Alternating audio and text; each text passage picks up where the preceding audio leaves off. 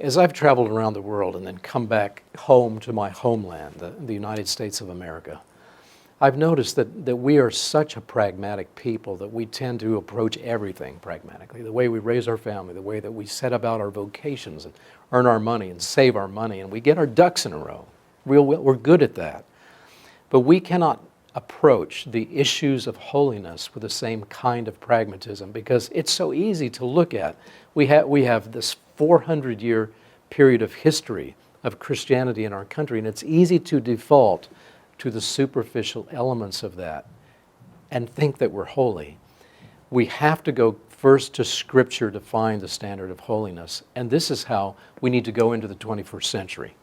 It has to be based on the true standards of righteousness listed to us, and that's the richness of the law. This is where we find God's standard of holiness, and we need to repair to that. We need to default to that as a habit instead of the pragmatic solutions that we see.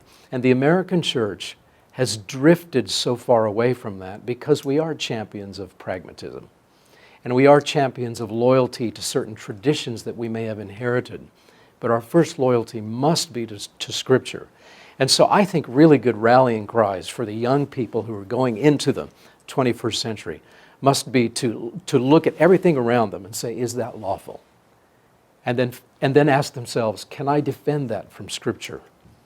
And then say, is this the standard of holiness that the Lord would want in the way that I'm educating my children? Or in the way that we've structured our church and our church government and the judicial rulings that we make? Are we truly following the Lord's expectations and standards of holiness that He demands? And the only way to answer that question is to go deeply into Scripture. And anything that we've inherited, and as I speak to young people, I say, your parents love you, but they want you to go beyond them. So everything that you've inherited, hold up against Scripture. And if there's something that you've inherited that is counter-biblical or extra-biblical or is a tradition of men, you need to respectfully erase that and replace that with what you find in Scripture and then practice it. You have to know it, you have to teach it, and as Ezra discovered, you must practice it yourself.